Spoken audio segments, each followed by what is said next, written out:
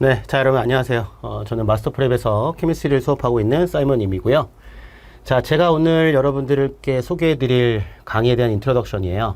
여기 제목에 나와 있는 것처럼 IB 케미스트리.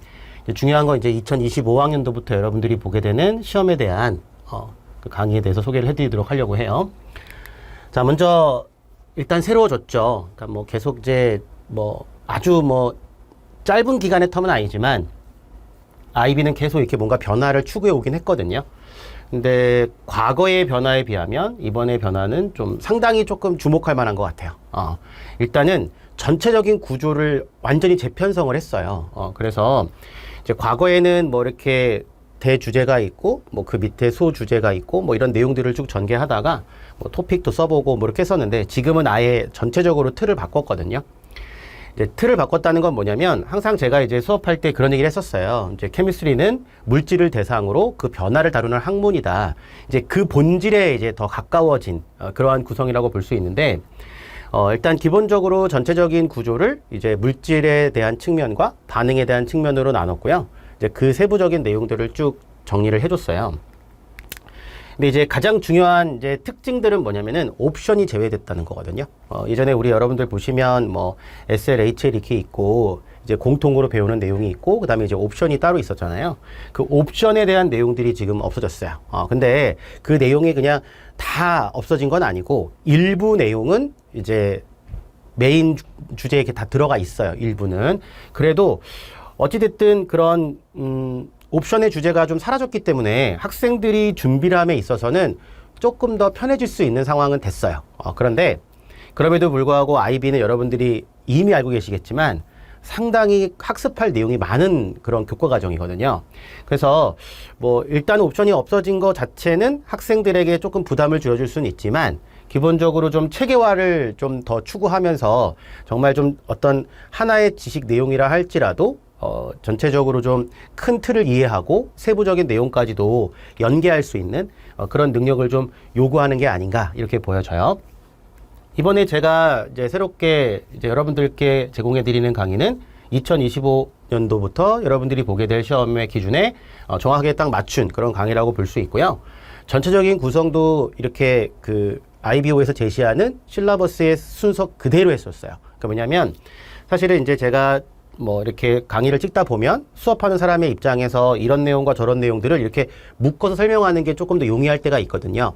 그럼에도 불구하고 이번에는 완벽하게 실라버스 그대로 나눠서 해드렸어요. 그 이유는 뭐냐면 학생들이 이제 이 공부 과정이 길다 보니까 한번 공부했다 하더라도 추가적으로 봐야 될 때가 있고 학생들이 이제 학교에서 수업을 듣다 보면은 또 그 필요한 부분을 찾아봐야 되는데 만약에 제가 전체적인 내용이 이렇게 구분 없이 이렇게 좀 돼 있으면 물론 이제 연계를 시키는 거니까 이렇게 뭉쳐 놓으면은 수업하기는 좀 편리할 수 있는데 학생들이 나중에 이렇게 뽑아서 볼 때 좀 불편함이 있을 것 같아서 이렇게 실라부스 그대로 제가 이렇게 나눠 놨어요. 그래서 이제 그런 거에 대한 어떠한 단점도 좀 있기 때문에 제가 그 수업 시간에 충분히 좀 학생들에게 좀 말씀을 드려가면서 수업을 진행을 했어요. 자, 어쨌든 2025년도에 시작되는 이 시험은 교과 과정의 분류를 체계화했다. 제가 앞에서 말씀드린 것처럼 물질과 반응을 구분을 해놨다라는 거죠. 이제 그럼에도 불구하고 물질을 그냥 물질 대상으로만 보는 게 아니라 반응을 이해하기 위한 어떤 기초 체력을 기르는 그러한 형태로 구성을 해놨어요. 옵션은 제외됐으니까 좀 부담은 덜 하겠지만 어쨌든 IB라는 교과 과정은 상당히 난이도가 높은 과정이다. 일단은 IB에 대한 구성은 제가 좀 전에 말씀드린 것처럼 이렇게 두 가지 영역으로 크게 나누고 각각은 3개씩의 서브 토픽, 그 아래 또 서브 토픽이 있어요. 그러니까 그 카테고리 안에 또 상당히 많은 서브 토픽이 있는데 좀 서브 토픽이 좀 과도하다 싶을 정도로 좀 세분화돼 있어요. 그러니까 연결되는 어떠한 고리가 있는 문장인데 중간에 잘라놓고 그냥 끝내버려야 되는 그런 상황들이 좀 있는 건데 그런 것들은 제가 수업 시간에 안내를 해드릴 거예요. 그래서 일단은 이제 스트럭처와 리액티비티를 나눈 거는 일단은 이제 우리가 화학을 결론적으로 공부하게 되는 것은 바로 이거거든요. 근데 반응을 이해하기 위해서는 물질에 대한 측면을 반드시 알아야 돼요. 물질에 대한 어떤 여러 가지 물성들, 뭐 피지컬, 케미컬 프로퍼티라든지 여러 가지 다른 물질들과의 어떤 상호작용 이런 것들이 이해가 안 된 상태로 문제를 해결할 수는 없거든요. 그래서 이런 내용들을 이제 우리가 공부를 하는데, 자, 제가 이제 밑에 이런 말 써놨어요. 직관력, 통찰력, 응용력 이런 걸 써놨는데, 뭐 일단 기본적으로 IB가 요구하는 어떠한 그러한 그 학생들에게 요구하는 능력들이 다 적혀져 있는 거거든요. 근데 보통은 이제 어떤 반응을 볼 때의 직관력이라든지 통찰력은 물질에 대한 부분들을 충분히 이해하고 있어야 돼요. 그리고 그런 부분이 이해가 돼서 어떤 기본적인 반응들, 우리가 흔히 이제 접하게 되는 그런 반응들을 충분히 알고 있어야 또 다른 새로운 반응에 대한 응용력도 생기는 거예요. 그러니까 이런 것들이 바로 하루아침에 생기는 게 아니거든요. 그래서 이런 물질에 대한 물성들을 이해하는 것이 대단히 중요하고, 그래서 지금 물질에 대한 심화 이해 이렇게 적어놨잖아요. 그러니까 사실은 뭐 스트럭처만 수업을 할 때 이제 리액티비티는 얘기를 아예 안 할 수는 없어요. 이게 이제 연결고리가 있는 거니까 반드시 그런 내용들을 하는데, 제가 이제 수업 시간에 계속 이거는 어떤 내용과 연결이 될 겁니다라고 자꾸 얘기를 해드려요. 이제 그렇게 얘기해 드리는 거는 여러분들이 단편적으로 이런 내용들을 쳐다보지 않고 전체적인 윤곽을 잡고 연결고리를 찾아가면서 공부할 수 있게 하기 위해서거든요. 그래서 전체적으로는 어쨌든 상당히 좀 주목할 만한 변화이면서 상당히 긍정적인 변화로 가고 있다는 건 분명해 보여요. 자, 이 강의는 이론 강의예요. 이론 강의인데 저는 이제 뭐 개념 강의, 뭐 기본 강의 이런 말들을 별로 좋아하지 않아요. 그러니까 왜냐하면 제가 이제 그 이유를 말씀드릴게요. 보통 이제 학생들이 저한테 가장 많이 하는 질문이 뭐냐면, 선생님 개념은 잘 이해가 됐는데 문제가 잘 안 풀려요라고 얘기를 해요. 그러면 이제 뭐 여러 뭐 사람들의 어떤 관점이 있겠지만 저는 뭐라고 생각하냐면 그게 원래 당연한 거예요. 그러니까 이 자연과학이라고 하는 과목은 일반적으로 무슨 역사나 이런 걸 공부하는 게 아니거든요. 역사 같은 것들은 책에 이미 적혀져 있는 내용들을 우리가 공부하면 시험 문제도 그게 그대로 나와요. 왜냐하면 역사가 바뀌어 있지 않으니까, 뭐 어떤 사실들은 뭐 그거에 대한 평가가 아니라. 그런데 자연과학의 경우에는 내가 어떠한 반응의 종류를 배웠다 하더라도 물질의 종류가 달라지고 어떤 특성이 달라지게 되면은 당연히 다른 형태로 나타나게 되고, 또 똑같은 반응을 쓴다 하더라도 뭐 예를 들면 양적 계산을 한다든지 어떠한 수직적인 것들이 들어가게 되면은 값이 다 다르기 때문에 내가 풀 때 익숙하지 않을 수도 있어요. 그러니까 너무나 자연스러운 현상이거든요. 그래서 기본적으로 자연과학에 대한 공부는 이론과 문제가 같이 병행이 돼야 돼요. 그래서 문제를 통해서 개념을 다시 확인하고 이론을 확인하는 거죠. 그리고 이론이 부족한 부분을 문제로서 또 한번 찾아보고, 그 문제가 안 풀리면 다시 개념을 보고, 이런 식으로 유기적으로 연결이 돼야 되는 것이지, 뭐 이론 강의 딱 끝나면 문제를 풀고 이렇게만 해가지고는 사실 실력이 높아지기가 쉽지가 않아요. 그래서 자연과학이라는 과목은 이론을 공부했다 해서 바로 문제가 풀리지 않는다. 그래서 이게 어려운 거거든요. 그래서 연습을 많이 하셔야 돼. 특히 IB 과정은 이제 뭐 여러 가지 교과 과정들이 있지만 특히 이제 지식을 많이 요구하는 그러한 과목이에요. IB라고 하는 교과 과정 자체가 방대한 어떤 지식들이 쏟아져 나오기 때문에 일단 지식 자체가 일단 중요해요. 그리고 보통 우리가 뭐 이제 대학교에서 공부할 수 있는 과목들을 미리 하는 걸 AP 뭐 이렇게 부르잖아요. 근데 IB라고 하는 교과 과정은 대학교 2학년 수준의 내용들이 그냥 나와요. 여과 없이 나와요. 그런데 또 그런 내용이 나오는 측면에서는 또 이렇게 쭉 스토리를 갖고 가는 것 같지만 또 대단히 또 불친절한 부분도 없지 않아 있어요. 그래서 그런 내용들을 우리가 잘 짚고 넘어가기 위해서는 이제 저 같은 사람들이 필요한 거죠. 그래서 제가 이런 내용들을 연계해서 잘 이제 해드릴 것이다, 이렇게 생각하시면 될 것 같고, 일단은 항상 제가 이제 필수 이론 강의가 끝나면, 물론 이제 내용은 내용 강의니까 일단 내용은 많은데, 저 뒤쪽에 가면 맨 마지막 강의에서는 제가 문제를 풀어드려요. 근데 이제 뭐 어차피 이 강의는 이론 강의이기 때문에 문제만을 위주로 풀 수는 없어요. 그럼에도 불구하고 일단은 제가 앞에서 다루었던 필수 이론을 정리할 수 있는 문제들을 좀 구성해서 그렇게 좀 풀어드리는 거니까 반드시 그런 부분들을 염두하고 공부를 하셨으면 좋겠고요. 그래서 이런 것들이 이제 같이 병행이 돼야지만 된다라는 거를 좀 알았으면 좋겠어요. 자, 일단 파트의 구분은 그냥 실러버스 그대로 그냥 나눠서 여러분들이 공부하시기에 편하도록 그렇게 구성을 했고요. 일단은 파트 1부터 파트 6까지 구성이 되어 있고, 뭐 앞에 이미 언급을 했기 때문에 다 이해하시겠죠? 그래서 앞에 3개의 파트는 스트럭처가 되는 거고, 그 다음에 뒤에 3개의 파트는 리액티비티가 되는 거죠. 그런데 이제 구성을 보게 되면은 중간중간에 이제 어디셔널 하이 레벨이 있어요. 그래서 AHL에 포함이 되어 있는데 강의는 이렇게 쭉 이렇게 들으시면 돼요. 어차피 이제 강의 자체는 SL을 하시는 분하고 HL을 하시는 분하고 다른 트랙으로 들어갈 거니까 그래서 이제 쭉 수업을 들으시면 돼요. 여러분들은 고민하실 게 없어요. 어차피 그냥 여러분들이 신청한 강의에서 그냥 추가적으로 이렇게 계속 나가는 거니까 상관없고요. 과거에는 이제 아예 분리가 돼 있었어요. 단원적으로 분리가 돼 있어서 뭐 예를 들면 1단원과 뭐 10단원 뭐 이런 식으로 이제 나눠져 있었는데 얘는 지금 중간에 어떠한 스트럭처 내용 중에 일부가 하이어 레벨로 들어가 있거든요. 그래서 그런 내용들을 어차피 여러분들이 쭉 들으시면 돼요. 아시겠죠? 그래서 스트럭처 1이라고 하는 거는 이제 물질 자체에 대한 어떠한 분류라든지 그런 특징들을 얘기했고 특히 기체라는 것이 들어간 것이 좀 독특한 것 같아요. 독특하고 그 다음에 이제 두 번째는 이제 화학 결합에 대한 얘기들을 하고 있어요. 그래서 여러 가지 이제 이온 결합이라든지 공유 결합이라든지 뭐 이러한 금속 결합 이런 것들을 얘기하고 있고요. 자, 그 다음에 이제 세 번째 같은 경우에는 이제 사실은 올게닉 케미스트리가 좀 메인 테마예요. 근데 이제 지금 보면 스트럭처 3.1은 제가 수업하면서 계속 언급을 했는데 앞쪽의 내용하고 다 겹쳐요. 조금씩은 앞쪽 내용을 안 하고서 할 수가 없거든요. 그래서 아마 공부하시다 보면은 똑같은 얘기를 여러 번 듣는 경험들을 하시게 될 거예요. 근데 그게 뭐 지겨워 이런 게 아니고 아마 공부하시다 보면 이 내용이 그거랑 연결이 되는 거였구나 이런 내용들을 여러분들이 잘 이해하실 수 있을 것 같다는 생각이 들어요. 그래서 이게 토막토막 돼 있는 건 별로 좋지 않지만 제가 수업을 해보니까 제가 얘기를 할 때 이런 내용을 반복하니까 학생들이 좀 반복 학습을 할 수 있는 그런 그 이유가 될 것 같아요. 그래서 일단은 뭐 그냥 수업하는 데는 크게 무리가 없어 보이지 않나 뭐 이렇게 생각이 돼요. 그래서 뭐 리액티비티는 이제 여러 가지 뭐 이런 에너지에 대한 측면들, 엔트로피 이런 것들은 이제 또 하이어 레벨에서만 얘기를 하는 거고요. 이제 이런 것들이 사실은 화학에서는 약간 핵심이거든요. 그러니까 화학을 하는 사람들 입장에서는 아름다운 부분인 건데 이제 SL 학생들한테는 좀 얘기를 잘 안 하는 거. 그러니까 아예 이 부분은 공통적인 내용도 없고 아예 그냥 하이어 레벨 하시는 학생들만 이제 다루는 거고요.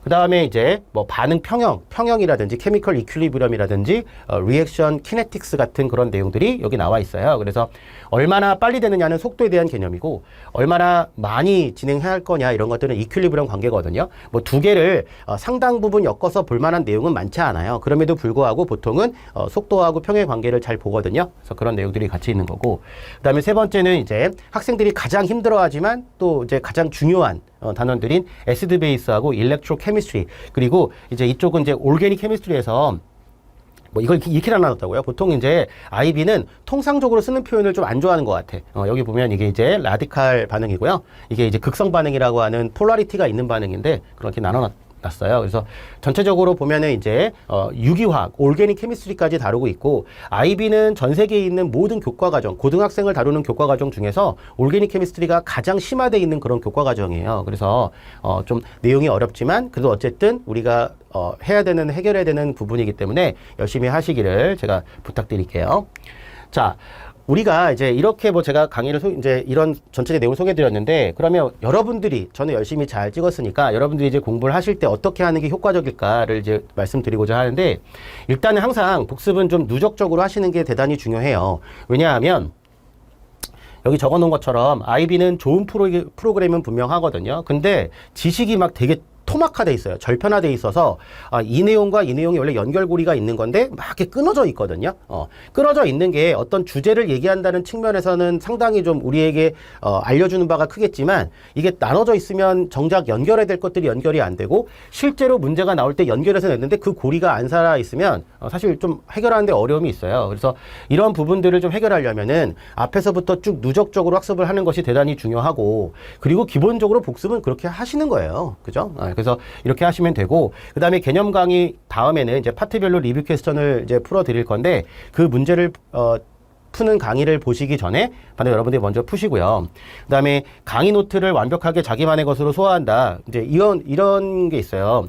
이제 제가 강의 노트를 드리는 거는 그 내용들을 여러분들이 내용적으로 줄일 수는 없어요. 그러니까 여러분들이 뭐 나중에 공부한 다음에 그런 제목들만 쓰면은 머릿속에서 내용이 지나갈지는 몰라도 그 내용 자체를 줄일 수는 없는 거거든요. 그러니까 이거보다 요약된 게 없어요? 이거는 안 되는 거예요. 요약은 여러분들이 하셔야 돼요. 제가 해드리는 게 별 소용이 없어요. 그러니까 저는 여기서 이제 내용을 이렇게 연계성 있게 정리를 해서 알려드린 거면 여러분들이 스스로 정리하는 게 되어 있어야 시험장에 들어가서 잘 푸실 수가 있어요.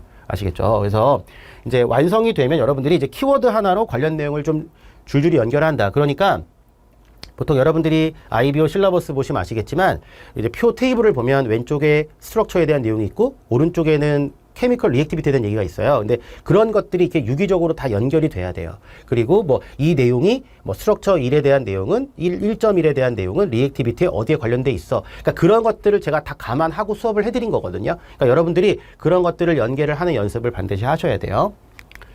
자, 최소한 강의는 3회 이상, 특히 IB는 더 많이 하셔야 돼. 왜냐하면 어려워. 기본적으로 어려운 거야. 그런데 항상 이런 얘기를 제가 들어요. 어려운데 쉽게 가르쳐라?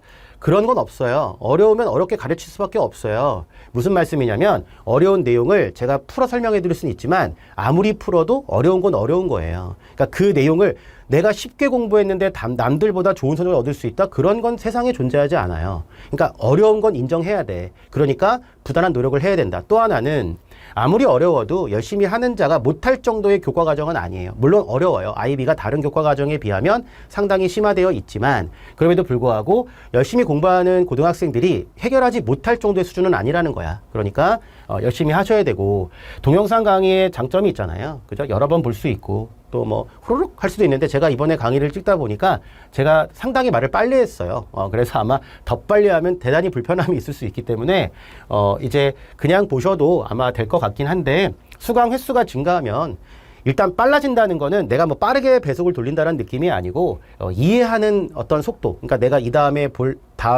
나올 내용이 뭐겠지라는 게 바로바로 캐칭이 되기도 하고 전체적으로 뭔가 통합적인 사고력이 길러진다라는 거예요. 그래서 여러 번 봐라. 학원 강의는 그러기가 어렵잖아요. 그런데 여러 번 봐라. 그리고 무엇보다도 이제 이 강의는 제가 어쨌든 완성을 해놓은 강의니까 그런 부분에서 도움이 되실 거예요. 그래서 제가 여기 써놨죠. 동영상 강의라고 우습게 보지 마라. 동영상 강의를 학생들이 대단히 좀 이렇게 중요성을 좀 낮게 보는 경우가 있는데 왜 그러냐면 언제나 볼 수 있으니까. 뭐 기간만 있으면 언제든지 볼 수 있으니까. 그런데 언제든지 볼 수 있는 강의니까 더 활용을 잘 하셔야 돼요. 아시겠죠? 왜냐하면 일단 기본적으로 이 IB 프로그램은 상당히 긴 시간 동안 하는 거잖아. 그러다 보니까 학원에서 수업을 들으실 때는 하다가 중간에 끝나서 다시 학교로 돌아가야 되고 전체적으로 완성이 안 됐는데 끝나버리고 다음 학기 오면 선생님이 바뀌어 있거나 학원이 없어지거나 뭐 그런 일들이 벌어져요. 그래서 시중의 학원 중에서는 뭐 모든 학원이 그렇진 않겠지만 상당히 무책임한 경우들이 대단히 많아요. 또 그렇다고 해서 이제 여러분들이 뭐 그 다음에 또 하려고 그러면 연계가 또 안 되니까 또 다시 처음부터 들어야 되고 막 이런 여러 가지 시간적 그리고 뭐 금전적 뭐 여러 가지 어떠한 노력들이 다시 들어가야 되는 그런 문제가 벌어지는데 이 강의는 완성된 강의잖아요. 그러니까 얼마나 완성도가 높겠어요. 그리고 지금 이 강의는 지금 2025학년도 기준으로 해서 나온 강의 중에 이게 최초잖아요. 그러니까 일단은 여러분들이 9월달 앞으로 수업을 이제 공부하시게 되면 이 IB를 공부하시게 되면은 이 강의밖에 없어요. 근데 제가 그만큼 심혈을 기울여서 만들어 드린 거니까 열심히 공부하시고 IB는 기본적으로 대학교 1학년 수준의 것을 벗어나요. 그냥 많이 벗어나요. 많이 벗어나는 강의이기 때문에 이거 아무나 할 수 있는 강의 아니잖아요. 그렇죠? 그러니까 아무한테나 듣지 말아라 이거지. 근데 문제는 뭐냐면 아무나 다 하고 있다는 게 문제인 거예요. 아무한테나 들으면 안 돼요. 절대로. 아시겠죠? 그래서 이제 보통 시중에 있는 오프라인 학원들은 뭐 제가 그분들을 제가 뭐라고 하는 게 아니고 일단 평가 자체가 되지 않아요. 근데 저같이 이렇게 공개적으로 영상을 올리는 사람들은 평가가 되는 거야, 이 자체로. 그러니까 강의를 보시고 도움을 받으시고 아시겠죠? 그래서 여러분들 제가 이제 열심히 했어요. 열심히 강의를 준비를 했고 이제 보다 더 체계화된 어떠한 내용을 전달하기 위해서 노력을 했으니까 꼭 여러분들이 도움을 받으실 수 있을 거라 믿고 저도 열심히 했고요. 여러분들도 열심히 이제 하시면 되고 언제나 이제 뭐 질문이나 이런 것들은 게시판이 열려져 있으니까 꼭 잘 활용해서 좋은 결과를 얻으셨으면 좋겠습니다. 이상으로 인트로를 마치고 여러분들은 본격적으로 수업을 들으시면 되겠네요. 수고하셨습니다.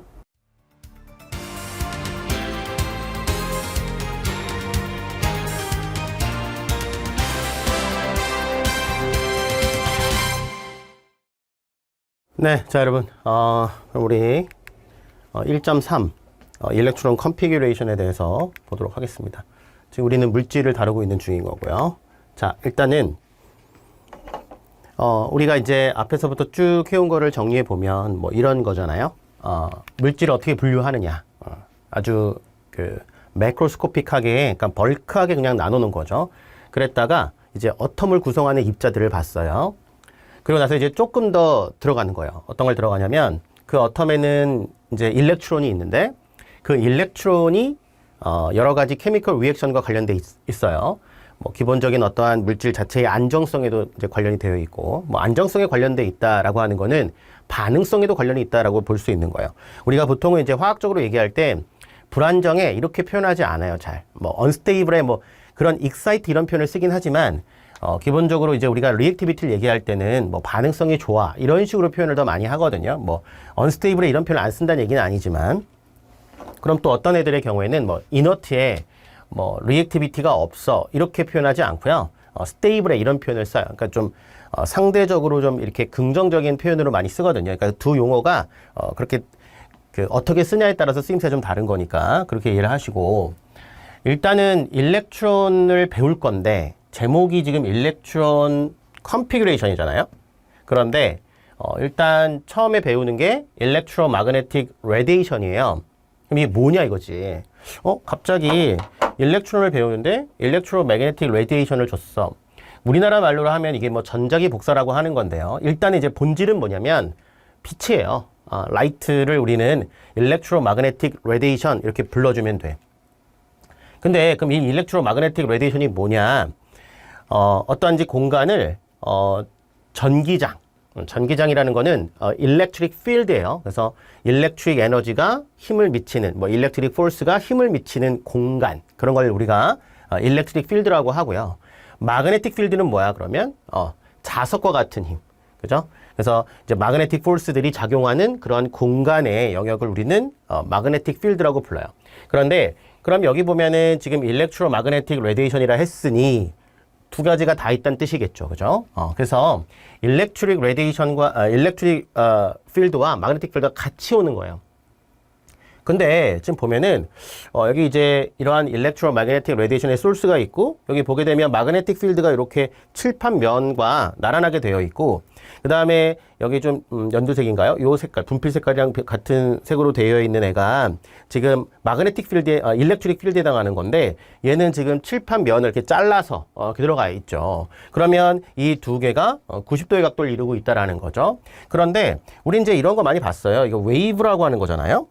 웨이브처럼 생겼는데 뭐 이렇게 지금 왔어요. 이제 이런 식으로 온 거고요. 이게 이제 디렉션이죠. 이제 이쪽으로 가고 있는 상황이에요. 가고 있는 상황이고, 그 다음에 얘도 마찬가지로 이렇게 돼 있잖아요, 지금. 근데 얘가 일단은 90도 각도로 되어 있어요. 그 다음에 뭐 그림이 이렇게 돼 있어야죠. 이런 식으로 되어 있는데, 요게 지금 보면은 요 높이 있죠. 요 높이와 요 높이가 같아요. 그림상으로 어떻게 보이는지 모르겠지만, 그죠? 그래서 요게 같은 높이예요.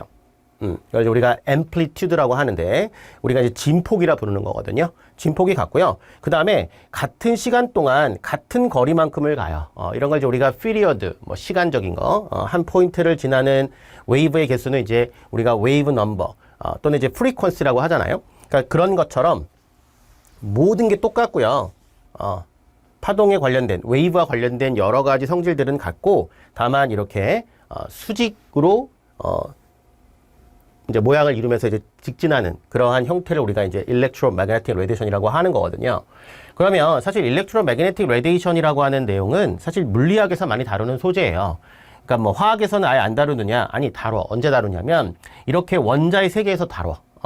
뭐 물리에서도 마찬가지예요. 물리에서는 뭐 빛 자체를 하나의 어떠한 주제로 보기도 하지만 원자의 세계도 보거든요. 그러니까 원자의 세계를 밝혀낸 많은 사람들은 물리학자도 있고 화학자도 있어요. 그러다 보니까 그 두 영역이 이제 겹쳐지게 되는 건데, 어쨌든 우리는 빛 자체, 라이트의 어떤 본질적인 부분을 다루려고 이 내용을 하는 건 아니에요. 이 내용은 아니고, 자, 우리가 앞으로 배우게 될 이러한 일렉트론의 세계는 빛과 서로 상호작용을 해요.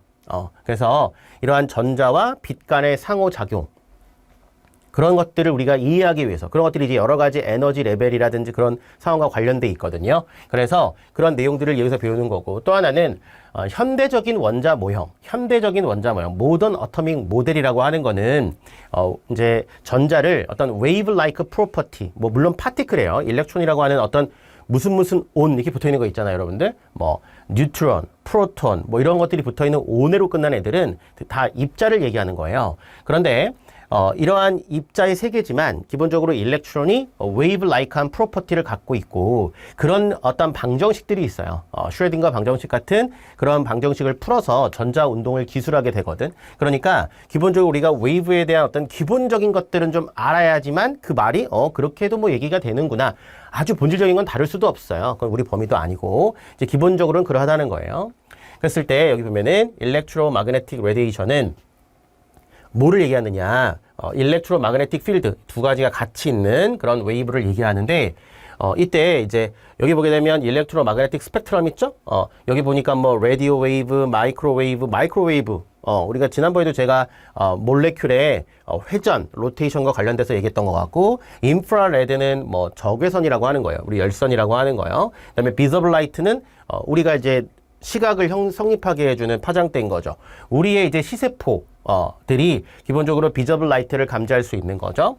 그 다음에 울트라 바이올렛, 보라색이래. 바이올렛 바깥쪽에 있으니까 얘는 뭐예요? 자외선이 되는 거야. 엑스레이, 우리 병원에 가면 엑스레이 찍죠. 엑스레이를 얘기하는 거고 감마레이 같은 경우에는 보통은 이제 핵 발전을 할 때 핵 붕괴 반응하면서 나오는 건데 그러니까 이런 게 포함되어 있다야. 그런데 어떤 빛을 받을 때 내가 선생님 그러면 빛이라고 하는 게 포함되어 있는데 우리가 이런 빛이 있을 때는 빛이 이게 주어지고 있을 때 뭐 제 몸속이 보이진 않잖아요. 병원에 가서 찍어야 엑스레이가 보이는 거지. 그런 거야. 그러니까 기본적으로 이 엑스레이로 구성되어 있는 이러한 그 일렉트로마그네틱 레디에이션 중에서 엑스레이 영향을 받으면 속이 보이는 거죠. 하지만 이게 전체적으로 들어올 때는 이게 알갱이 형태로 오는 거야. 그러니까 이제 포톤의 형태로 오기 때문에 이 에너지 값 자체가 우리의 몸을 투과시킬 수는 없어요. 빛 자체로는. 빛 전체를 포함시키고 있는 개념에서는. 마찬가지로 감마레이 자체만 맞으면 이거는 큰일 나는 거예요. 이거는 이제 엄청 이제 우리가 엑스레이를 가지고 우리 몸속을 볼 수 있는 이유는 뭐냐면 얘가 투과력이라는 게 높아요. 그러니까 페넌트레이션이 잘 되거든. 이제 웨이브 이제 랭스가 짧기 때문에 그런 건데 이게 투과력이 높기 때문에 보이는 거예요. 감마레이는 더 짧아요. 그래서 어디까지 들어가냐면은 우리 몸의 세포까지 들어가요. 세포에 들어가면 그 세포에는 핵이 있죠. 우리가 원자핵 말고 세포핵. 그 세포핵 안에는 뭐가 있냐면은 DNA가 있어요. 그 DNA까지도 돌연변이를 일으켜, 뮤테이션을 일으켜서 문제를 일으킬 수 있는 거죠. 그래서 그냥 제가 농담으로 뭐 감마레이 잘 맞으면 헐크가 되는 건데 저거는 그냥 만화 영화니까 그런 거고요. 이거는 그렇지 않아요. 어쨌든 좀 이따가 이제 잠시 뒤에 이제 이러한 빛에 대한 여러 가지 스펙트럼에 대해서 컨티뉴어스 스펙트럼으로 우리가 얘기를 하게 될 거예요. 자, 일단은 웨이브에 대해서 좀 얘기를 해보는데 이제 우리가 웨이브를 해석할 때 여기에 지금 몇 가지 용어들이 있어요. 뭐 이 용어들을 뭐 완벽하게 다 알아야 되느냐 뭐 그런 것까지는 아닌 것 같지만 그래도 어쨌든 말을 하면 그 말이 이런 정도의 의미라는 거 정도는 이해를 하고 계셔야 돼요.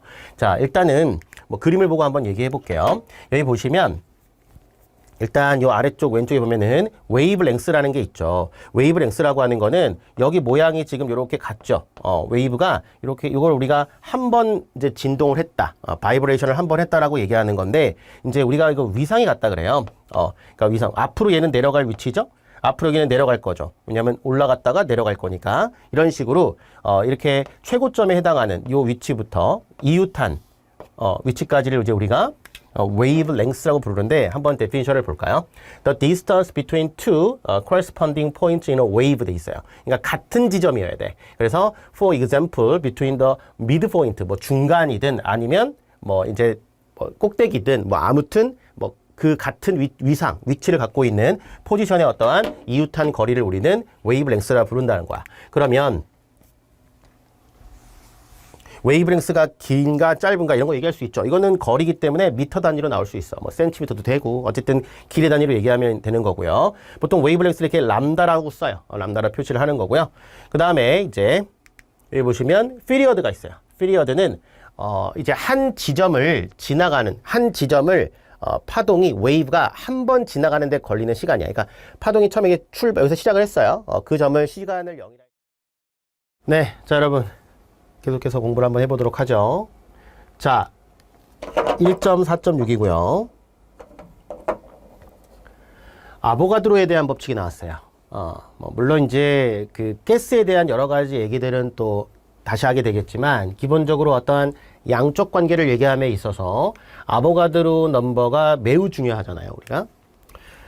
이런 얘기 했던 것 같아요. 앞에서 이제 우리가 어토믹 매스를 얘기할 때 이런 얘기 했었죠. 예를 들면은 카본 12짜리를 12.000, 뭐 00까지 쓰는 경우도 있고. 근데 이제 요렇게 쓰면 렐라티브 어토믹 매스이기 때문에 이 놈은, 이제 유닛을 쓰면 안 된다. 이렇게 있거든요. 근데 이제 얘가 아보가드로스만큼 있을 때, 이게 이제 6.02 곱하기 12.23이죠. 그죠? 이렇게 있을 때는 여기다 이제 뭘 붙이면 되냐면, 여기다가 그램 퍼 몰을 붙이면 된다 이거지.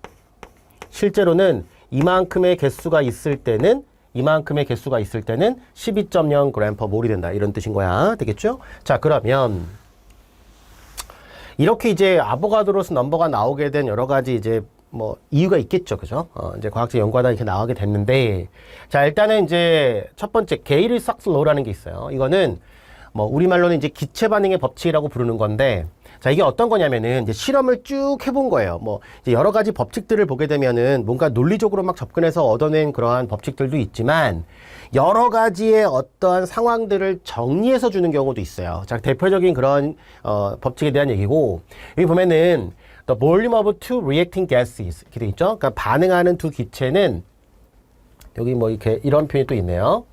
온도와 압력 조건이 이렇게 있고, 자, simple integer, 그러니까 간단한 정수비가 성립한다. 뭐 이렇게 얘기를 했던 거고요. 이제 product gas의 경우에도 이제 그런 게 다 나타날 수 있어요. 그래서 우리가 이제 어떤 걸 알고 있냐면은 이런 거 알고 있죠. 여기 첫 번째 거를 보게 되면은 이게 지금 하이드로진 가스고 이게 클로린 가스고 이렇게 1대1의 볼륨으로 반응을 했더니 하이드로진 클로라이드라고 하는 그러한 가스가 두 개가 생겼어 라는 뜻인 거죠. 그런데 이거를 한 개, 두 개 선생님이 이렇게 얘기도 했지만 어떻게 되겠냐면 이게 볼륨, 원 볼륨, 투 볼륨 이렇게 된다는 거야. 그러면 한 개, 두 개, 원 볼륨, 투 볼륨, 그거는 결국에 개수하고 볼륨이 매칭이 된다는 뜻인 건데, 사실은 만약에 게이리삭이라는 과학자가 이거를 개수에 관한 내용으로 접근을 했다면 이렇게 얘기하지 않았겠죠. 그냥 볼륨으로 표현하지 않았을 거 아니야. 근데 볼륨으로 표현했다는 거는 실험을 해봤더니 그 반응하는 가스와 생성되는 가스들 사이에는 어떠한 간단한 정수비, 올 넘버 레이쇼가 생겼다는 건데, 자, 이런 거거든요. 이제 뭐 예를 들어서 만약에 제가 여기 하이드로진이 있어요. 그러니까 실험을 해본 거예요. 하이드로진 가스가 있고 클로린 가스가 있거든. 그래서 얘네들이 반응을 해서 이제 하이드로진 클로라이드 가스가 만들었다 이거야. 하이드로진 클로라이드 가스가 만들어졌는데, 이때 하이드로진 가스 얘를 만약에 제가 200ml를 200데시미터, 뭐 센티미터 큐로 갖고 오자, 실험이니까. 그러면 얘가 예를 들어서 100cm 큐만큼 갖고 왔다. 그러면 실험을 해봤더니 그냥 얘가 100만큼이 반응하고, 얘도 100만큼이 반응하고, 얘는 200만큼이 생겼어. 그런데 이렇게 보면 이게 마치 100 더하기 100은 200 이런 것처럼 보이기는 해. 그쵸? 그리고 뭐 반대로 얘를 200으로 하고 100으로 했더니 여전히 그냥 100이 반응했고 클로린이 그때는 100이 남겠죠? 그러니까 뭐 이렇게 치면 반응 전에 전체 볼륨이나 생성된 볼륨이 똑같은 건가? 그런 것도 아닌 것이 이제 그 뒤에 밝혀지는데, 예를 들면 이런 거잖아요. 예를 들면 여기에 하이드로진과 옥시젠을 반응시켰어요. 그래서 하이드로진을 200, 얘를 100만큼의 볼륨으로 갖고 와서 실험을 했더니 얘네들은 하나도 안 남고 얘가 200이 생기거든. 마이너스는 반응한다는 뜻으로 볼게요. 자, 근데 이번에는 뭐 예를 들어서 얘가 400을 갖고 오고 얘를 100을 갖고 왔더니 여전히 200과 여전히 100과 여기는 200이 생긴단 말이에요. 이렇게. 그러니까 정해져 있는 볼륨이 있구나, 이런 것들 이제 찾아낸 거예요. 그래서 반응하는 가스와 생성되는 가스들 뭐 이런 것들 사이에는 간단한 정수비가 성립한다고 얘기를 했는데, 단 조건은 뭐냐면 온도와 압력, 템퍼리처와 프레셔가 일정할 때만 그런 일들이 벌어진다라는 거죠. 그랬을 때, 자, 우리가 특히 이제 STP라는 조건을 얘기하는데요. 스탠다드 템퍼리처 앤드 프레셔를 의미하는 거고, STP는 우리가 이거랑 다른 게 어떤 거냐면은 thermodynamic 스탠다드 스테이트랑 좀 달라요. 더모다이나믹 스탠다드 스테이트는 25도씨, 보통 298 켈빈이죠. 그리고 압력은 여전히 이제 100kPa 또는 이제 1바라고 부르는 건데, 그거는 그래서 얘랑 구별하기 위해서 STP란 말을 쓰지 않아요. 더모다이나믹 스탠다드 스테이트는 STP란 말을 쓰지 않는다. STP라는 표현은 이러한 가스에 대해서 0도씨죠. 273 켈빈에 100kPa일 때, 이게 사실은 뭐냐면 이게 원기압보다 1atm보다는 조금 작은 값이에요. 근데 이제 이게 이게 참 애매한 건데, 보통은 대학교 1학년 아이들이 배우는 제너럴 케미스트리 교재에는 많은 책들의 스탠다드 스테이트 STP 조건을 1atm으로 해주는 경우가 많거든요. 그런데 이제 학년이 올라가서 뭐 피지컬 케미스트리라든지 이런 전공 공부를 하는 학생들의 교재를 펼쳐보면은 1바라고 해놨어요. 그래서 1바는 바로 이게 100kPa이거든. 근데 1atm은 101325 뉴턴 퍼 미터의 스퀘어가 되는 거고요. 그 다음에 요 100kPa는 10의 5제곱 뉴턴 퍼 미터 제곱이에요. 왜냐하면 1 뉴턴 퍼 미터 스퀘어를 우리는 1파스칼이라고 부르거든. 그래서 사실은 얘가 조금 더 작은 값이기는 해. 그러니까 이거는 어쩔 수 없이 통용되는 거고, 그 다음에 이제 기본적으로 IB는 이제 이 상태를 STP라고 해요. 근데 경우에 따라서는 문제를 줄 때 ATM으로 준 경우도 있어. 그냥 1ATM으로 그냥 계산하세요. 뭐 이런 식으로 계산한 적도 있는데, 어찌됐든 우리는 IB 프로그램이 기본적으로 이제 하고 있는 그 내용으로 따진다면, 일단 기본적으로 얘는 273에 100kPa이 되는 거고요. 이때 원몰에 해당하는 가스는 6.02 곱하기 10의 23제곱계인데, 좀 이따 얘기하겠지만 사실 이 부피가 22.7리터가 돼요. 근데 이제 만약에 얘를 100kPa로 안 하고 1기압 1atm으로 하면 그때는 저 볼륨이 22.4리터가 돼. 그래서 뭐 좀 차이가 있기는 해요. 자, 그럼 어쨌든 우리는 100kPa로 하자 이거야, 일단.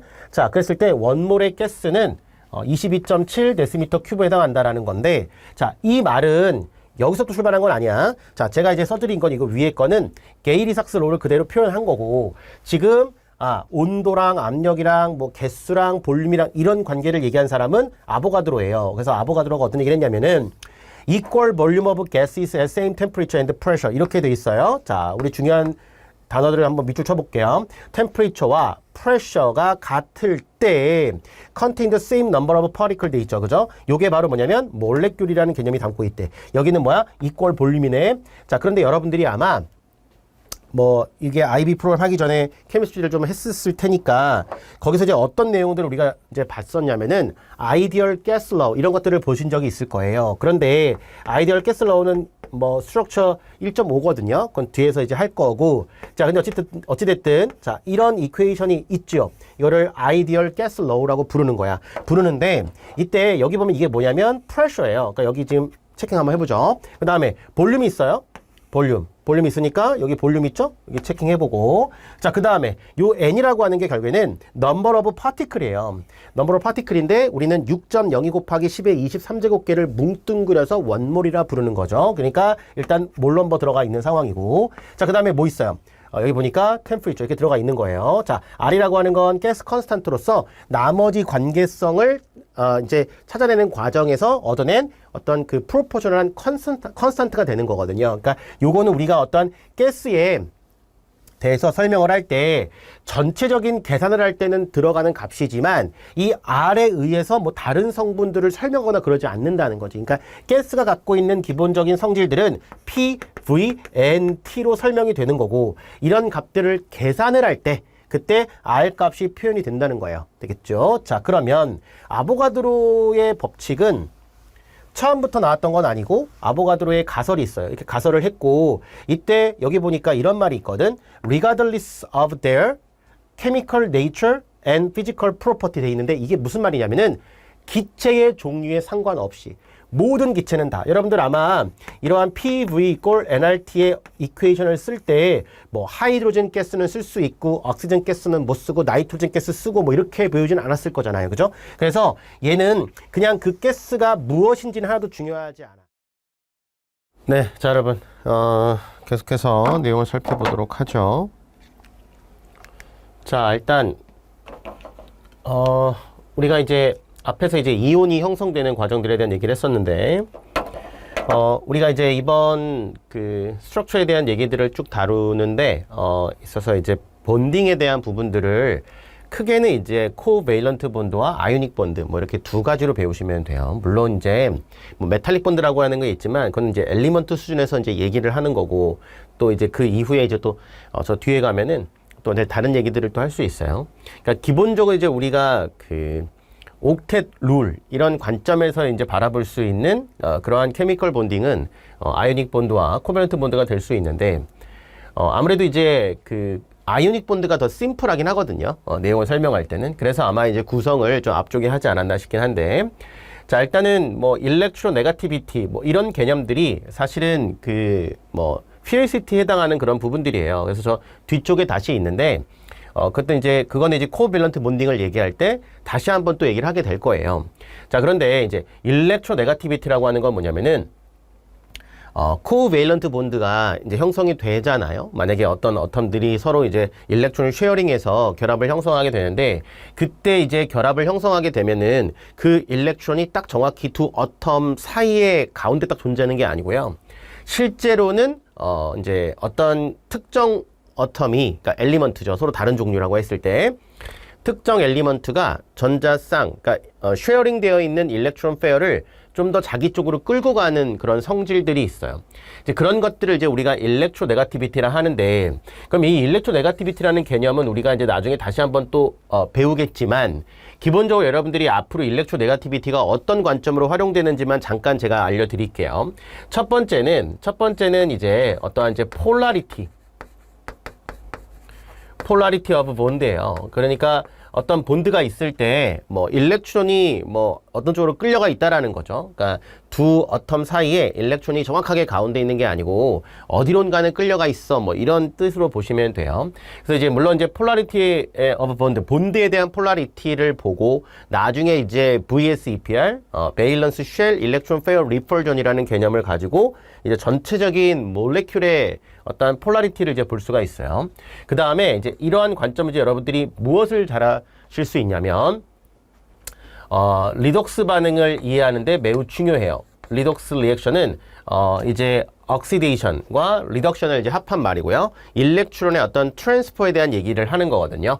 특히 이제 IB는 다른 이제 고등학생이 배우는 교과 과정들하고는 되게 많이 달라요. 이거는 이제 IB만 갖고 있는 유일한 특징이라 볼 수가 있는데, 이 프로그램에는 기본적으로 올게닉 케미스트리라는 단원이 들어가 있어요. 그러니까 뭐 국제적으로도 이제 다른 이제 교과 과정에도 뭐 말 자체는 올게닉 케미스트리라는 게 들어가 있지만, 그거는 이제 물질적인 관점에서 그냥 다루고 끝나버리는 거고, 실질적으로 IB 프로그램은 이 올게닉 케미스트리 반응을 직접 다뤄요. 그래서 이제 뭐 여러 가지 뭐 SN1, SN2라든지 뭐 그런 반응들을 막 구체적이고 자세하게 막 엄청나게 복잡하게 배우진 않아도 기본적으로 어떤 반응에 대한 컨셉들을 배우는데, 그때 또 매우 중요한 게 바로 이러한 일렉트로 네거티비티예요. 이게 엄청 중요해요. 그래서 이제 이러한 일렉트로 네거티비티의 어떤 상황들을 보고 이제 반응에 대한 부분들을 이해하는데 매우 중요하거든요. 정말 매우 중요해요. 그래서 그런 부분들을 이제 우리가 따질 수 있다라는 거야. 그러니까 일단 스트럭처에서는 이렇게 일렉트로 네거티비티로 이제 뭘 할 거냐면은 이러한 본드의 폴라리티를 가지고 이제 구분을 할 거예요. 구분을 하는데 어떤 구분을 할 거냐면은 얘가 아이오닉 본드가 되는 경향이 강할까? 아니면 코밸런트 본드가 되는 경향이 강할까? 뭐 이런 것들을 이제 다루게 돼요. 자, 이제 그런 게 어떤 느낌이냐면 이런 거거든요. 만약에 두 어텀이 있는데 일렉트로 네거티비티의 차이가 매우 커져 버려.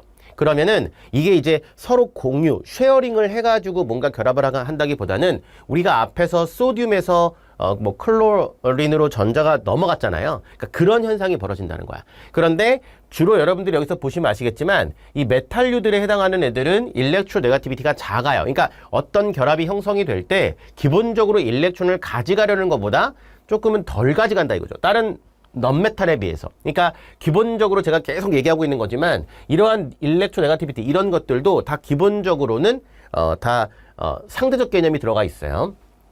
근데 제가 지금 여기 표시해 놓은 거는 라이너스 폴링이라는 과학자가 제시한 거를 하는 거고요. 이제 이러한 값들은 뭐냐면 플로린을 4.0으로 기준을 잡아서 일렉트론을 누가 더 결합해서 잘 끌고 가겠니? 라는 개념이야. 좀 더 자세한 내용은 나중에 할게요.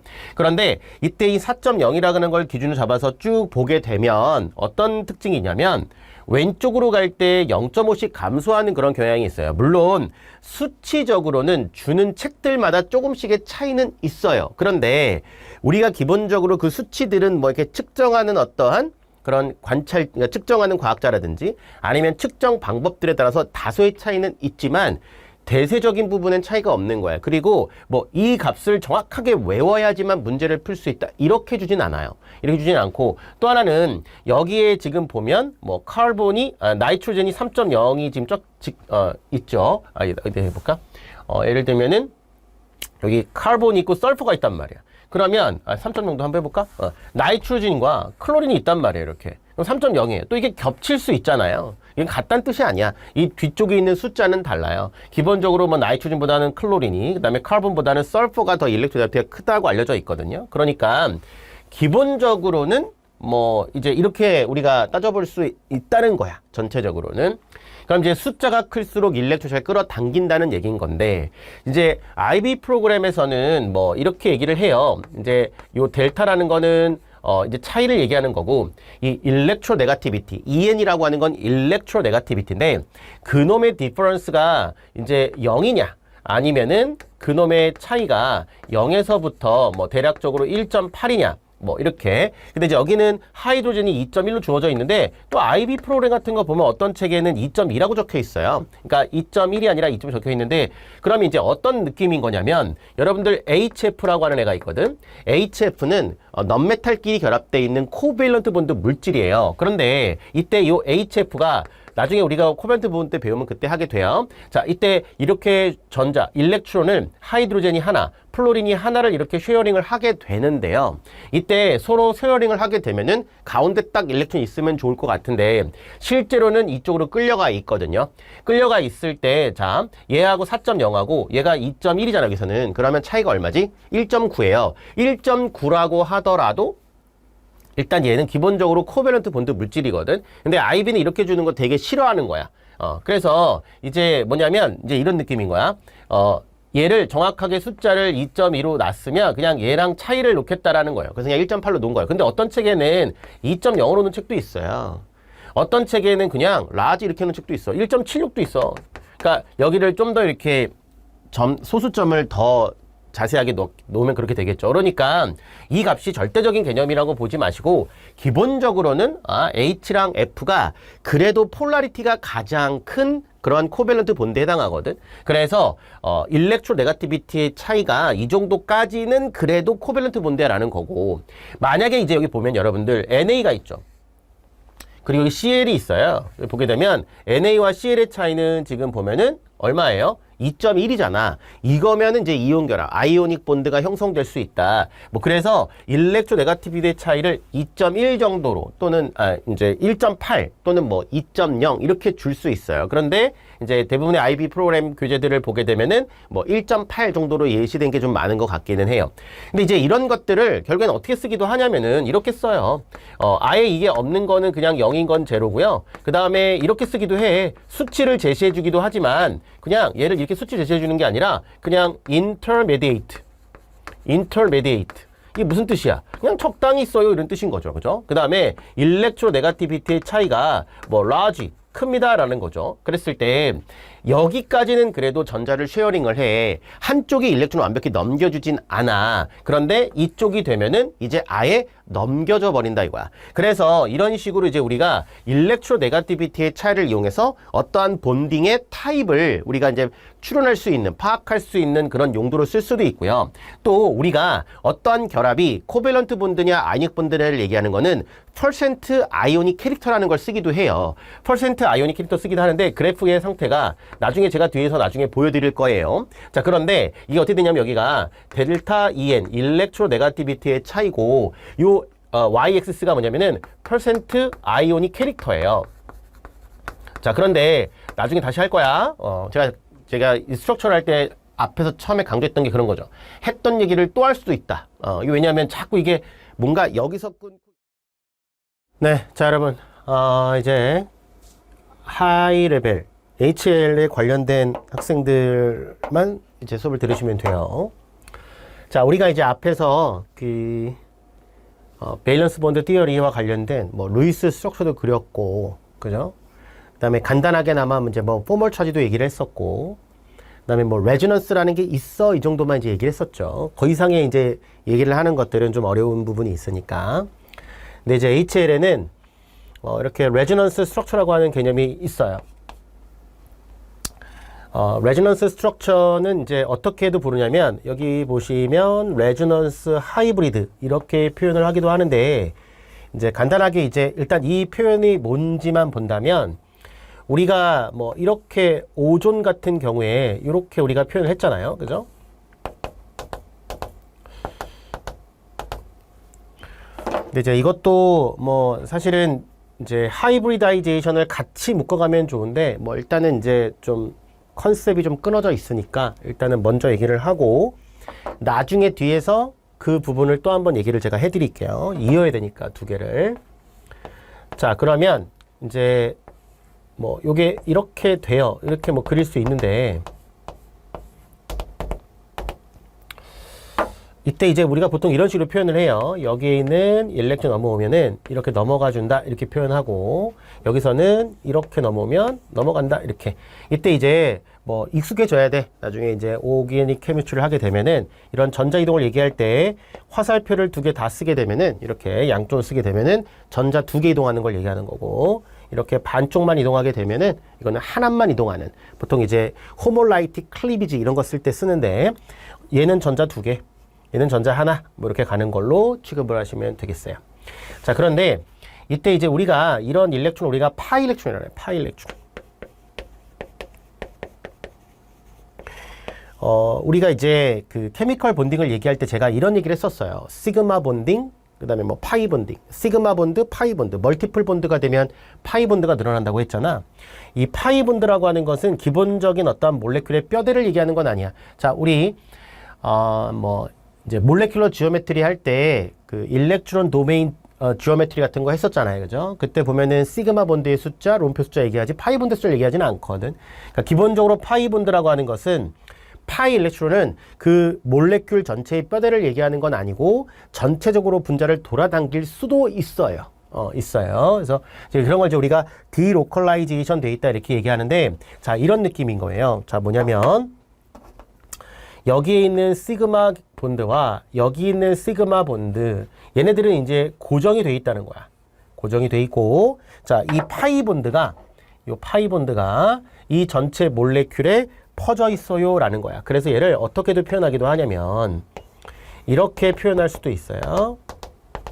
얘를 이런 식으로 표현하기도 하고, 뭐 이렇게 그러니까 이런 점점점 이렇게 표현할 수 있어요. 이렇게 퍼진다라고. 이해했죠? 그러니까 여기에 있는 파일이 이렇게 돌아다닌다 이런 뜻인데, 그렇다면은 오존의 구조는 얘냐, 둘 다냐, 둘 다 아니냐, 뭐 이거잖아 지금. 그죠? 그랬을 때 오존의 구조는 얘도 아니고 얘도 아니에요. 얘를 어떻게 그릴 방법이 없다는 거야, 실질적인 구조는. 왜냐하면 이 표현은 뭐냐면 얘도 있고 얘도 있다는 뜻이거든. 왔다 갔다 한다는 뜻인데, 그러면 O와 O 사이에 본드 랭스를 구했을 때 반드시 언제나 두 가지가 나와야 돼. 같은 종류의 어텀이고 같은 어텀이죠. 둘 다 똑같은 어텀끼리의 결합이에요. 근데 여기는 더블 본드고 여기는 싱글 본드잖아. 그러면 여기와 여기의 결합은 달라야 되지. 그래서 결합의 종류가 본드 길이로서는 두 가지가 나와야 돼. 근데 얘는 실질적으로는 한 가지밖에 안 나온다는 거야. 그 한 가지가 더블 본드보다는 길고 싱글 본드보다는 짧더라 이거지. 우리가 멀티플 본드가 될수록 결합 길이, 본드 랭스가 짧아지잖아요. 그러니까 더블 본드보다는 기니까 완벽한 더블 본드는 아닌 것 같아. 그리고 싱글 본드보다는 짧으니까 또 완벽한 싱글 본드도 아니야. 그럼 그 중간에 어디쯤일 것인데 그것을 어떻게 표현할 방법이 없다는 거야. 그래서 이런 식으로 표현을 해주면 얘도 아니고 얘도 아니고 이 중간쯤 어디야? 라는 거야. 그런데 경우에 따라서는 이 레지넌스 스트럭처가 어떤 구조가 특별하게 더 안정하다고 우리가 인정받아지는, 그러니까 어떤 전체적인 몰레큘의 기여도에서 몰레큘의 기하 구조, 지오메트리의 어떤 구조에서 더 리즈너블한, 더 합리적인 구조라고 보는 경우도 있지만 이 두 개는 에너지적으로 다를 게 하나도 없어요. 그래서 얘네 둘은 기여도가 같아요 라고 얘기를 하는 거예요. 일단 어떤 느낌인지는 알겠죠? 자, 그랬을 때 레지넌스라고 하는 것은 more than one valid Lewis structure can be written. 이제 이렇게 그려질 수 있을 때 우리가 이제 사용하는 개념인 건데, 사실 이거는 실험적인 결과들을 반영해 줄 수밖에 없는 거죠. 지금 오존의 경우에는 지금 O와 O 사이의 본드가 만약에 이게 둘 다 왔다 갔다 하는 거라면, 둘 다 존재하는 거고 왔다 갔다 하는 구조라면 그거를 굳이 우리가 레지넌스라는 표현을 붙이지 않아. 왜냐하면 화학에는 그런 개념이 있거든. 뭐냐면 A가 있고 B가 있을 때 B가 A가 되기도 하고 A가 B가 되기도 하는데 A와 B가 둘 다 존재해. 유지가 되고 있어. 일정한 농도로 유지가 돼. 그러면 이거를 이퀄리브리엄이라고 한단 말이야, 이미. 그런데 레지넌스라고 하는 스트럭처는 어떠한 구조가 있을 때 얘가 이 구조도 아니고 이 구조도 아니고 둘 중에 어딘가라고 설명한다는 거예요. 그러니까 이거는 두 개가 공존한다는, 두 개가 다 있다, 공존한 뜻이 아니라 이 둘 중에 어딘가에 해당해요 라는 의미로서 하이브리드 이런 말을 붙여준 거란 뜻인 거예요. 무슨 말인지 아셨죠? 자, 그러면 여기서 말하는 게 그릴 수 있다지, 그렸는데 정말 그게 둘 다 있다는 뜻이 아니라 그렇게 그릴 수 있는데 도대체 이게 정체가 뭐냐 이거죠. 되겠죠? The resulting electron structure of the model is given by the average of these resonance structure. 레저넌스 하이브리드인데, 그러면 average 값이라고 하는 것이 정말 두 개가 정확하게 딱 중간인 거냐? 그럴 수도 있고요. 전체적으로 보면 이제 그게 기여도가 같을 때는 그렇게 바라볼 수도 있지만, 기본적으로 어떤 구조가 실질적으로 더 우세한 경우도 있어요. 근데 그런 것들을 우리가 일일이 다 조사할 수는 없잖아. 근데 과학자들이 조사를 해봤더니 평균적으로는 이러한 조건이면은 얘에 대한 기여도가 좀 더 큰 레저넌스 스트럭처가 될 수는 있어라고 얘기를 해줬어요. 그러니까 우리는 그거를 이제 하면 되는데, 그것도 역시 포멀 처지로 따져. 포멀 처지 기억나죠? 근데 이제 이번에는 조금 더 구체적으로 볼 거예요. 아시겠죠? 자, 그 다음에, 자, 이때 in delocalized electron, 이게 무슨 말이냐면은 조금 전에 우리가 이렇게 그렸잖아요. 그 다음에 또 이렇게도 그렸잖아요. 이게 그렸을 때 결국에는 이 더블 본드에 해당하는 일렉트론은 왔다 갔다 전체 몰레큘에 한쪽에 딱 꽂혀 있는 게 아니고, 우리가 이 디로컬라이제이션에 대별되는 얘기로 로컬라이즈드란 말을 써요. 로컬라이즈드라는 말은 뭐냐면은 이 두 원자의, 두 어텀의 핵 사이에 딱 꽂혀 있어요. 이게 로컬라이즈드예요. 그에 비해서 이렇게 전체적으로 레지넌스로 왔다 갔다 하는 애들은 디로컬라이즈 되어 있다, 이렇게 얘기하는 거예요. 알겠죠? 디로컬라이즈 되어 있다, 이런 표현을 쓴다라는 거야. 되겠죠? 그래서 delocalization electrons are shared by more than two atom. 그러네. 그죠? 그래서 이제 본드 자체에 그러니까 얘가 두 개보다 많은 거니까 세 개겠지, 그지? 그러면 기본적으로 세 개 이상에 되어 있다는 뜻인 거예요. 뭐 사실은 뭐 여러분들 이거 되게 많아요, 이런 것들.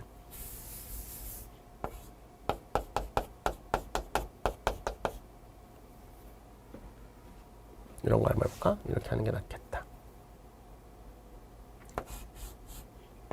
이렇게 제가 그려볼게요. 일단 이게 뭔지 모르겠죠?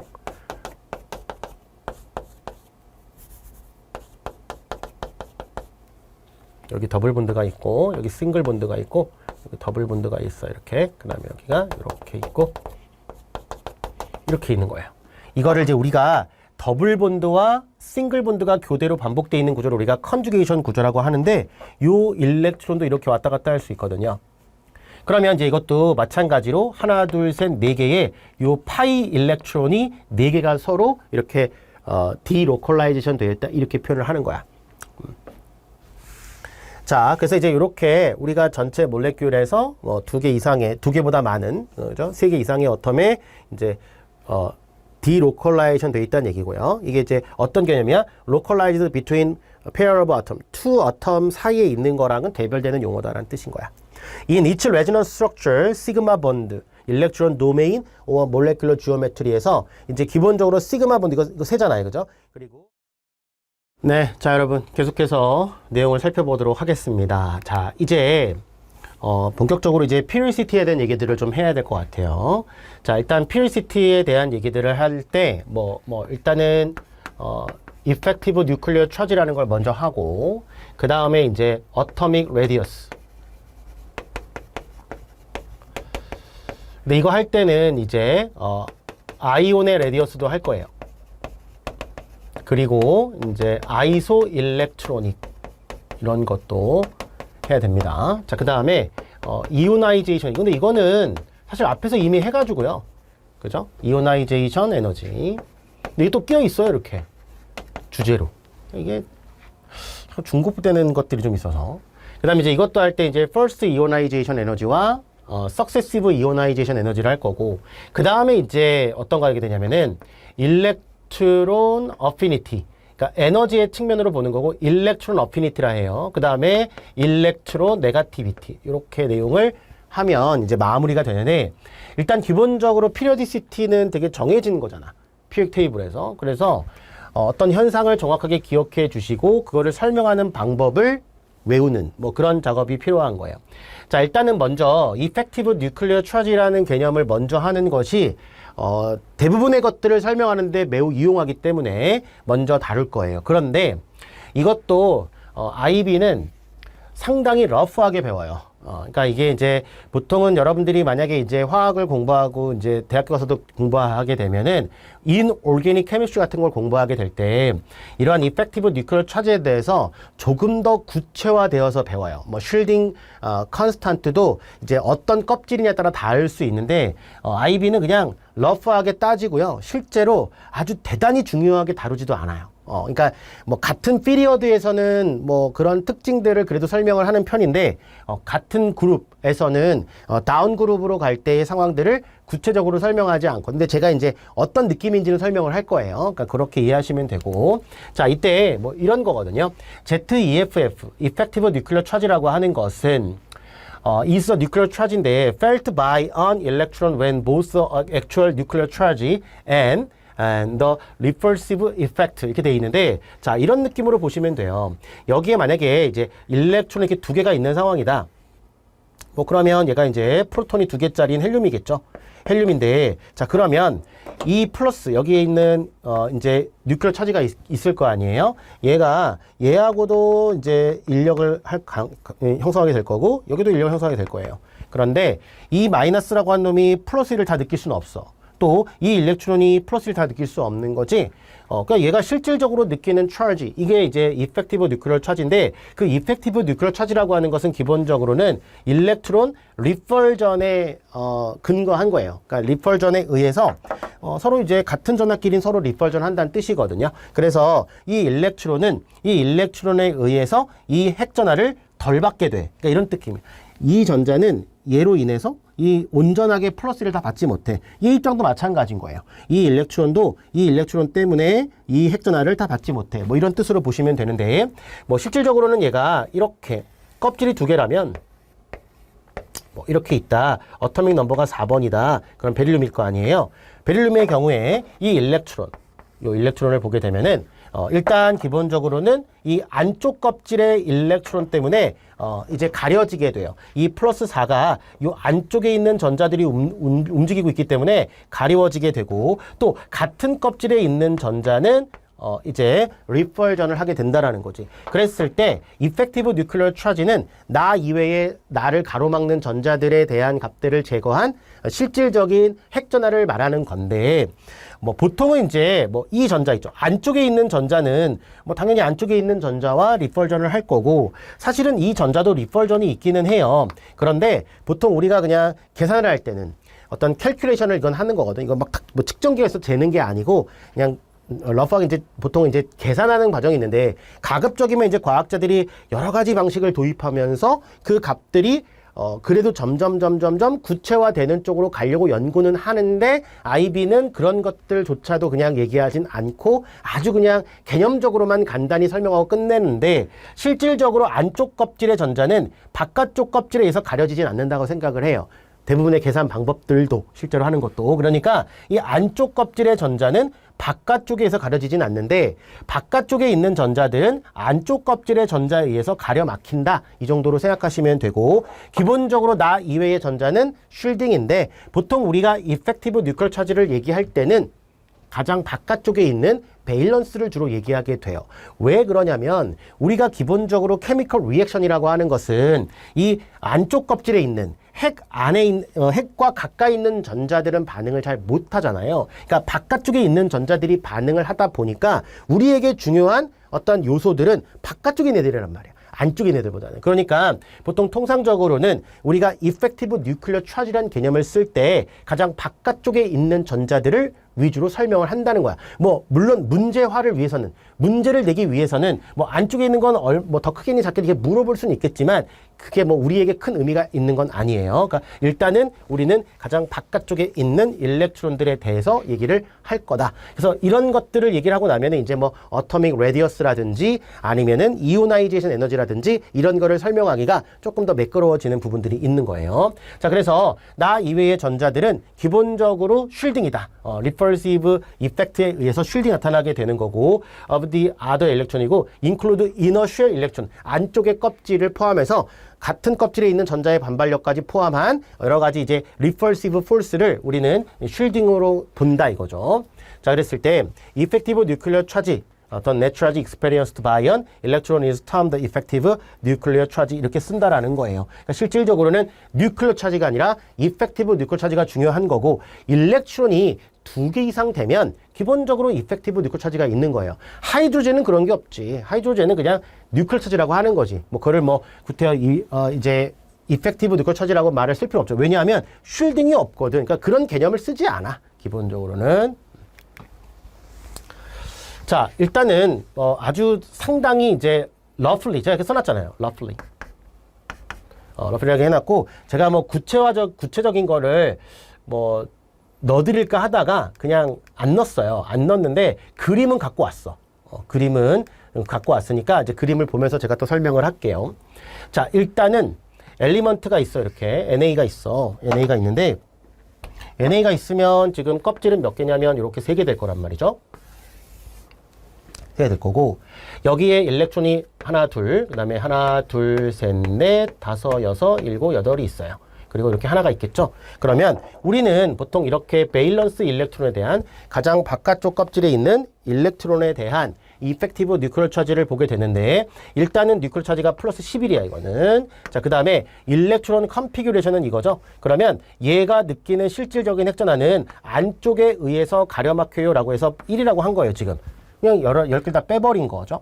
그러면 이제 여기에 만약에 프로톤이 넘버가 12가 되어서 마그네슘으로 바뀌게 되면 어떻게 되느냐. 얘가 플러스 12가 됐죠. 12가 되면 이렇게 될 건데 그러면 이 전자는 몇 개에 의해서 가로막히겠느냐. 안쪽 껍질에 있는 10개에 의해서 가로막혀요. 뭐 이 느낌으로 보겠다는 거야. 그러니까 여기에 있는 리펄시브는 생각하지 않겠다는 뜻인 거지. 이게 결론적으로 보면.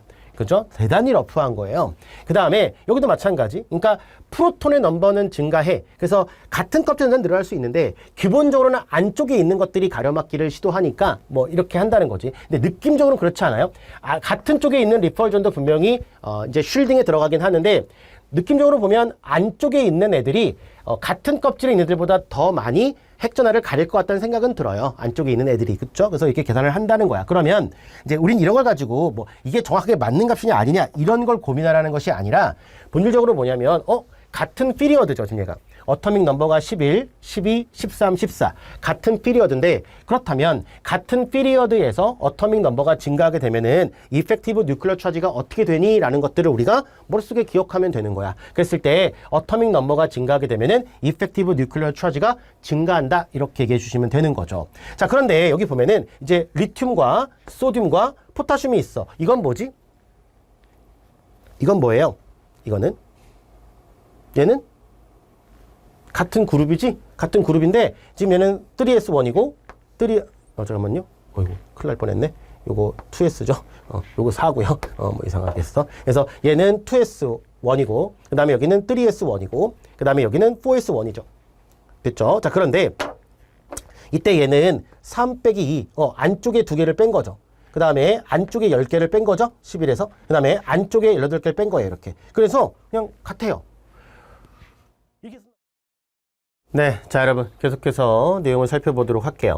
자, 스테레오 아이소머리즘 뭐 이렇게 되어 있는데, 자, 일단은 스테레오 아이소머리즘이 어떤 거냐, 뭐 입체 이성질체 이렇게 부르는 건데, 자, 일단은 여기부터 먼저 볼게요. 이제 아이소머리즘이라고 하는 거는 compounds with the same molecular formula but different arrangement of the atoms 돼 있죠. 그런데 뭐 이걸 분류하는 어떤 시스템은 뭐 책들마다 조금씩의 차이는 있어요. 여기 보게 되면은 structural isomer 뭐 여기까지 이렇게 해놨고, 구조 이성질체. 그래서 우리가 앞에서 봤던 뭐 탄소수가 같은 알코올과 에터, 그리고 뭐 그 카복실릭 애시드하고 에스터, 그리고 케톤과 알데하이드 이런 거 있었죠. 스테레오 아이소머리즘이라고 하는 거는 공간적인 어떠한 이제 배치가 다른 거예요. 그렇죠? 공간적인 배치가 다르다. 그러니까 결합되어 있는 어텀의 순서는 같아. 우리가 이제 앞에서 봤던 스트럭처럴 아이소머는 이제 결합되어 있는 순서 자체가 다른 거잖아요. 근데 얘는 결합되어 있는 순서는 같아. 그런데 공간적인 어떠한 배치가 다르다라는 건데요. 일단은 이제 여기 보면은 configurational isomerism이 있고 conformational isomer가 있는데, 사실은 얘는 진정한 의미의 아이소머라고 취급하지는 않아요, 사실은.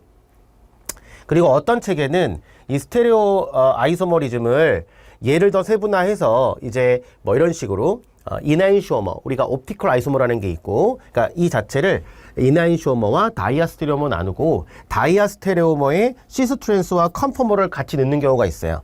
그래서 좀 책들마다 좀 차이가 있는 것들은 그냥 우리가 그렇게 이해해 줘야 돼. 그러니까 뭐냐면 스테레오 아이소머리즘에 대한 얘기는 컨피규레이셔널 아이소머리즘과 컨포메이셔널 아이소머리즘을 나눌 수가 있는데, 사실은 컨포메이셔널 아이소머리즘이라고 하는 거는 진정한 의미의 아이소머로 취급하지는 않아요. 이거는 어떤 싱글 본드, 시그마 본드의 어떤 회전에 의한 어떤 다른 형태를 얘기하는 것인데, 그 시그마의 결합의 회전은 룸 템퍼리처에서도 잘 일어나는 그러한 변화거든요. 그렇기 때문에 실제로 우리가 이제 보통 아이소머라고 하는 것들은 실험적으로 우리가 이제 분리해낼 수가 있어요.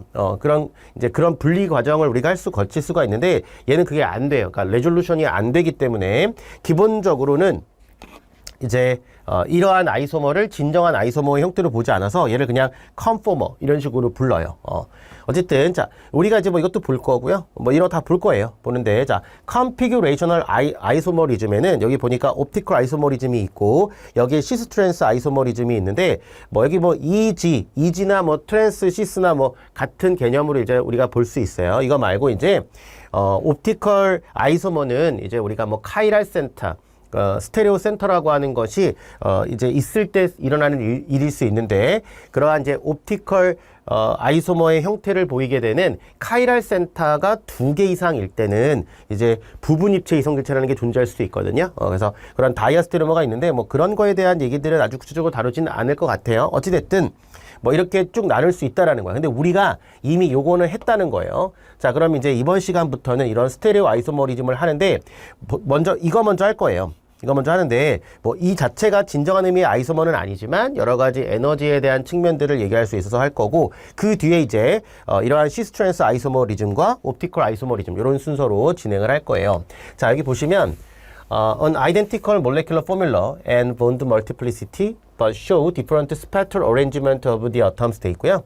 그게 바로 이제 스테레오, 입체 이성질체라는 거고, 스테레오 아이소머 can be divided into conformational isomer와 configuration isomer 나눌 수가 있대요. Conformational isomers can be interconverted by rotation about a sigma bond without breaking any bond 돼 있죠. 그래서 이거를 우리가 뉴먼 투영도에서 우리가 확인을 해볼 거예요. 뉴먼 프로젝션이라고 하는 게 있거든요. 좀 이따가 보고, configurational isomer라고 하는 것은 얘네들이 서로 교환될 수가 그러니까 바뀔 수가 없는데, 이것이 이제 본드가 끊어져야지만 이제 교환이 가능한 그런 특징을 보여요. 그러니까 연결은 같아. 근데 공간적인 배양이 달라서 이제 이런 일들이 벌어져요. 자, 보시면 이제 먼저 conformational isomer를 볼게요. 지금 우리가 이거 다 됐죠? 자, conformational isomer가 있는데 substituent and functional group joined together by single bond can rotate freely 이렇게 돼 있어요. 그러니까 우리가 뭐 앞에서 제가 스트럭처 아이소머 할 때 우리가 아이소머를 따질 때에도 싱글 본드는 회전이 가능하기 때문에 연달아 있는 순서가 중요한 것이다 이렇게 얘기했었어요. 그죠? Changing three-dimensional arrangement of atom relative to one another 돼 있고, 자, conformational isomer therefore differ from one another in the arrangement of atom on a single bond 주변에 다른데 얘네들은 매우 빠르게 rapid interconversion from one conformer to the other conformer means that separation of the individual isomer is virtually impossible. 그러니까 얘네들은 기본적으로 분리해내는 것은 어렵다라는 거고, 이 싱글 본드, 시그마 본드의 로테이션 에너지가 뭐 높지가 않아요. 그래서 룸 템퍼처에서도 계속 끊임없이 이제 바뀌고 있다라고 보시면 돼요. 자, 그랬을 때 우리가 이제 뉴먼 프로젝션이라고 하는 게 있거든요. 이게 어떤 느낌이냐면 이렇게 한번 생각해 볼게요. 우리가 앞에서 뭘 했었냐면은 우리가 이제 요렇게 튀어나와 있는 거, 자, 그 다음에 요렇게 들어가 있는 거 했었죠. 그리고 요렇게 칠판 면에 있는 거, 이런 식으로 이제 우리가 어떠한 구조를 그릴 수 있거든요. 자, 이렇게 했을 때 얘는 앞으로 튀어나와 있는 구조, 얘는 튀어나와 있는 구조, 얘는 이 칠판 평면에 있는 구조, 얘는 들어가 있는 구조를 이렇게 볼 수가 있어.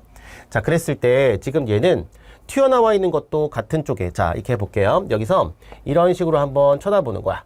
자, 여기 보게 되면 제가 이제 표시를 한번 해볼게요.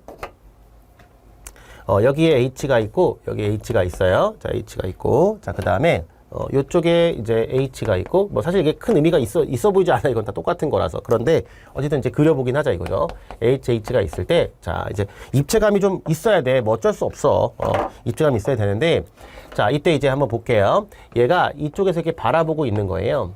바라보고 있을 때, 자, 이제 여기 탄소 있죠. 여기 탄소는 뒤에서 가려서 안 보여요. 자, 보세요. 다시 이쪽 방향에서 쳐다보고 있는 거야. 그랬을 때 여기 점을 이 탄소로 생각해요. 이 점을 탄소 생각하고 이렇게 동그라미 그려. 동그라미 그리고, 자, 보세요. 요게 내가 볼 때 어디 있죠? 오른쪽에 있죠. 오른쪽에 있는 걸 이렇게 그리는 거야. 그러니까 여기 H가 이렇게 있어요. 자, 노란색이니까 이렇게 표시해 볼까요?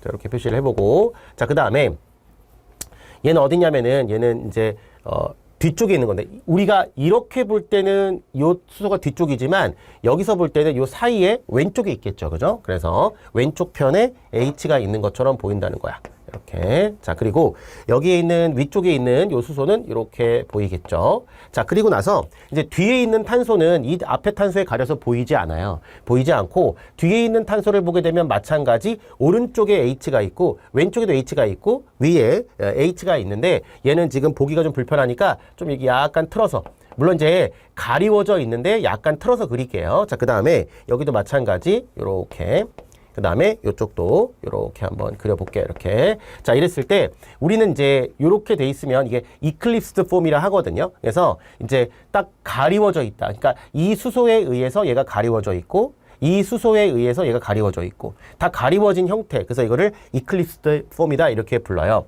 그런데 얘가 이렇게 회전이 가능한 구조거든요. 이게 이렇게 회전이 가능해요. 회전이 가능해서, 자, 이 구조는 어떻게 생긴 거냐면, 이 구조는 여기에서 볼게요. 이제 요 가운데 거, 앞에 거 있죠. 앞에 거는 그대로 두시고, 앞에 거는 그대로 둘게요. 앞에 거는 그대로 두시고, 자, 뒤에 것만 이제 180도를 회전을 시킨 거야. 그래서 얘가 이렇게 반대편에 이렇게 온다는 거야. 됐죠? 이렇게 반대편에 오고, 그 다음에 이제 얘가 이쪽으로 오면은, 얘는 이쪽으로 올라가겠죠. 그죠? 그래서 노란색이 이렇게 오게 되는 거고요. 됐죠? 자, 그 다음에 이제, 여기 있는 초록색이 이렇게 오는 거죠. 이렇게. 됐어요? 이해됐죠? 그래서 사실은 이제 얘가, H 자리가 지금 이걸로 바뀐 거야. 이 구조는 뭐냐면은, 이 구조는 제가 한번 그려볼게요. 다시. 자, CC가 있으면 여기는 그대로 있어요. H가 있고, 여기에 요런 H가 있고, 자, 그 다음에 요렇게 H가 있는 상황인데, 자, 요 자리만 지금 보면은 얘가 지금 뭐야? 얘가 지금 튀어나와 있는 구조죠. 오른쪽에 있는 게 튀어나와 있는 구조라고 했었잖아. 그래서 이 구조는 지금 이쪽 방향으로 녹색이 이렇게 튀어나와 있는 구조고, 됐죠? 자, 그 다음에 아래쪽으로는 지금 얘가 하얀 게 이렇게 온 상태예요. 이렇게. 그리고 지금 누가? 요 노란색에 해당하는 애가 이렇게 뒤로 들어가 있는 상황인 거예요. 되겠죠? 자, 그래서 뭐냐면 지금 노란색에 해당하는 거 요거 있죠? 아까 요거 H였죠? 하얀색. 자, 보세요. 좀 전에는 하얀색이 서로 이클립스가 되어 있었고 녹색이 이클립스가 되어 있었고 노란색이 이클립스가 되어 있었는데 이제는 하얀색이 반대,